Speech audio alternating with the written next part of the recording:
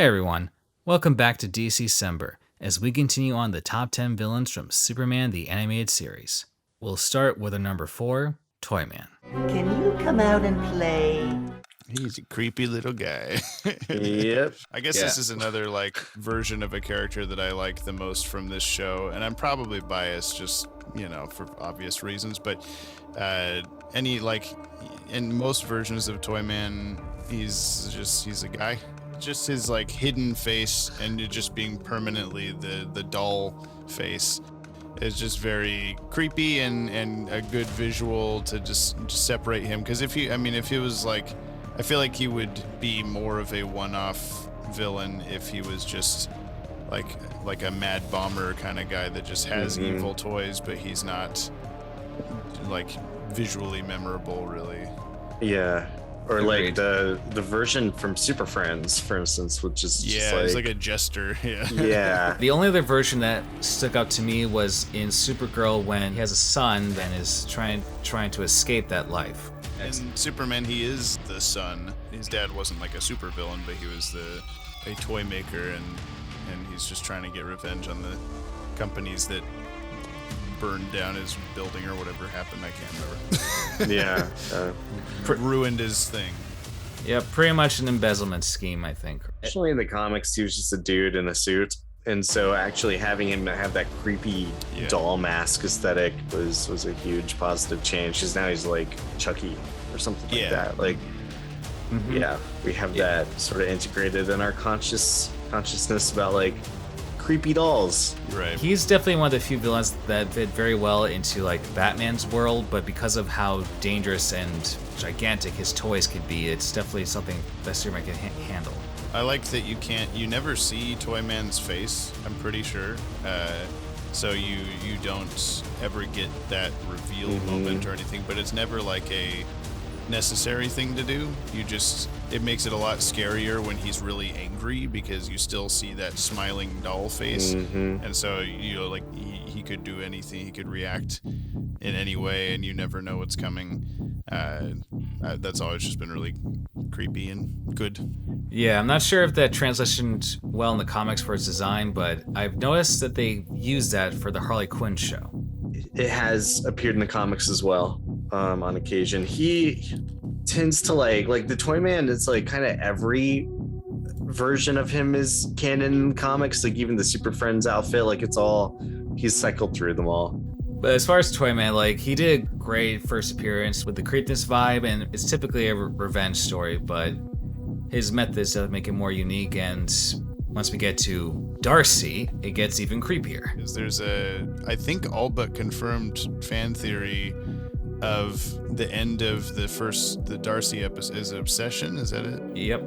Where you see her carrying a human-sized briefcase at the end that's way too heavy for the valet to get, and then she just easily picks it up, and everyone's been like, Toyman's body is in there. But he shows up several other times, so maybe he's a toy clone. I was thinking that, or it could be supplies to maintain her appearance, because just True. But yeah, you never know, it could happen. It's not as fun, bro. That's right. Sorry. Is it the next time we see her in the Static Shock episode? Yeah, I'm kind of glad we kind of got that little bit of conclusion with Darcy's little arc where she tries to survive being a teacher, but I guess then just finds some weird way to make herself look more human. It's hard to survive as a teacher. They're so underpaid. Toyman is definitely a threatening, creepy villain with unfortunately no answer to whether or not if he has other toy clones or what he really looks like, but I'm glad that he's a villain that sticks around whether we see him in Justice League, and Justice Unlimited, or Static Shock. And I of course have to always laugh really hard at the Toyman versus Parademons scene, where he just shoots them all with a Nerf gun, and then the Nerf darts all explode. And it's just those little things that are nobody takes him seriously, but they need to. So. He's the guy who killed Superman in Hereafter. Right? Yeah. Yeah. True. Although he didn't, obviously, spoilers, didn't kill Superman. My god. Though for me, nothing beats the headbutt on Killer Frost. Yes, I was trying to figure out a way to talk about that scene because that's a really good Toyman scene. That and just him creepily singing Twinkle Twinkle Little Star about bringing back Brainiac. Yeah. is very good moment. Yeah. He's had some pretty consequential actions in the Justice League show.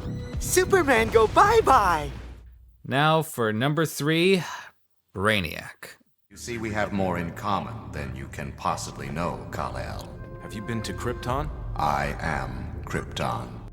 Its top 3 are going to be hard to argue the placement or whatever, because I feel like they're all pretty equally correct. Brainiac is always a big staple of Superman mythos, although he's never been featured in a live action film. And I feel like for me that does like bring him down just a hair because he hasn't gotten that treatment yet. I need to watch Krypton since he's apparently in that, but yeah, he's also the lead of Superman Brainiac Attacks. oh yeah, how could Your favorite movie? Will it canon? No. Nope, it does not fit in the can. I guess that's one thing about Brainiac in the DCAU, that until the JLU season 2 finale, he never really felt like that much of a threat to me. Like he never felt, I don't know, like on one hand, it's cool that they connected him to Krypton and everything. Like I think if they hadn't done that, he would be a lot less interesting. That's a new thing that they did in the DCAU, because before that he was just a scientist from the planet Kolu. Yeah. Yep. Which again is one of those I didn't know any better before the show kind of things, but knowing that they made that conscious choice, I think is a really good idea. But other than that, like, he's a piece of machinery that as long as Superman gets close enough to him, like, he can rip him apart, he can at least physically destroy him. It's more the, like, he'll just keep coming back forever in some way. And that's the cooler part. He's like Mix Yes But Lick in that he's just annoyingly always coming back and just again it's been 90 days, Brainiac.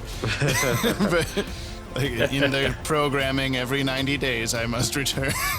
Yeah, He only appears like at least like he's made numerous appearances, but I guess chronologically it was like at least once every season or volume, depending on how you go about it for Superman. Yeah, he's one of the like Mr. Freeze or Clayface or whatever style guys of like you really have to write the right story for, because he like Parasite or whatever we said, he doesn't really have much of a change in motivation. It's just different methods. Consume knowledge. Yeah, different methods of getting him to the same end. But I do really like in Twilight that we just basically learned that despite Superman and the Justice, or I guess it's just Superman at this point, always defeating whatever he's doing on Earth, just meanwhile he's just been destroying planets and absorbing, like I guess he was doing that by his first appearance as Superman also.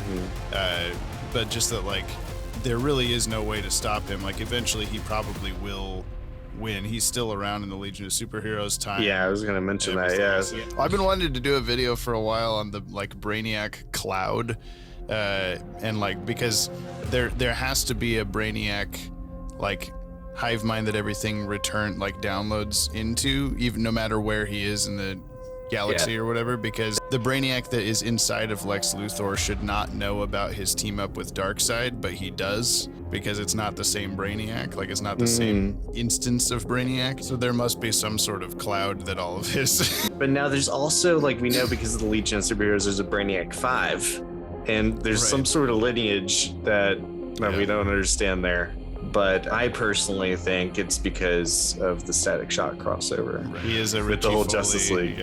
Oh yeah. Brainiac infects Richie. Richie's got blonde hair. Brainiac 5 has blonde hair, so Brainiac 5 is a descendant of Richie. Yeah, because all we got from the Legions episode in Justice League is that he just passed down his code biologically. So yeah, it could have been Richie or Luthor or both. He keeps going bald. Every time we see him, he has less hair. Brainiac himself, I think, in the Superman show is as high as he is, mostly because of his like familial connection, and that he's also happened to escape Krypton and all this stuff, and then he's just always the thorn in I almost said Batman, Superman's side. Rupert Sometimes Thorne came to mind. Batman's too.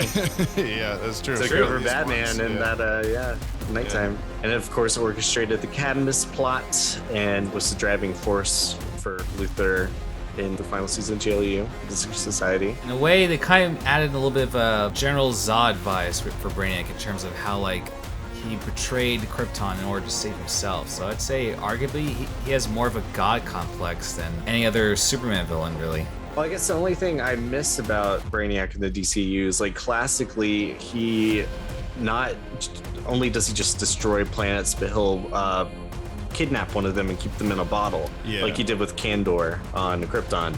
And that's an element that we don't get in the DCU version of Brainiac, and it's just kind of like, it's a cool feature of the villain, I think. He does that with like the orbs, kind of. Yeah, he's got those orbs, but I think when we do get a live action version of Brainiac, he will do the bottle thing, because that's just a visually really, it's just really cool.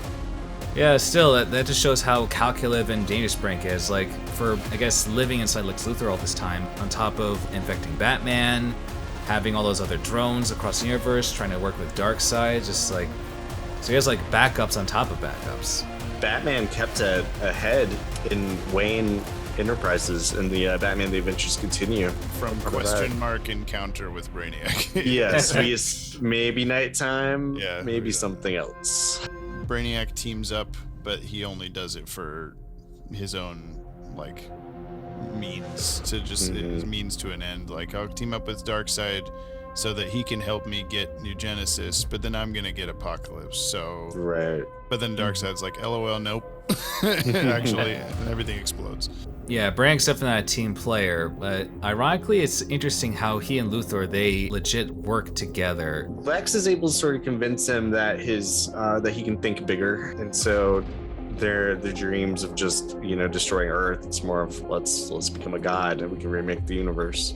I really like Brainiac's design in the DCAU too, just the sort of purple suit thing he's got going on. We see it every now and then in the mainstream comics. It's sort of like a mixy way where it's like all versions of Brainiac have existed at some point, and it's just that was a robot body that he had at some point or something. I don't think that the whole like 3-circle symbol was a thing before STAS. No, but it's so like recognizable as Brainiac to me now that if like I'll see it a lot in more modern depictions of Brainiac, even though he's not like a robot most of the time, he's just a really smart guy. That's what adds so much value for certain anime series. They do such a, in retrospect, the first time versions of several of these villains that we get just iconic costumes or concepts that become added to the canon. Yeah, absolutely. It looks like he does normally have just kind of like an array of dots on his forehead, but they're like a specific. The 3, that's kind of become a thing more recently. And of course, the robot version from like Crisis and stuff, where he's got the honeycomb skull. That always. Like that was always fun to see interpreted into his big head ship that they do in JLU and Static Shock, that he's got the honeycomb head thing going on in those, so it's always fun.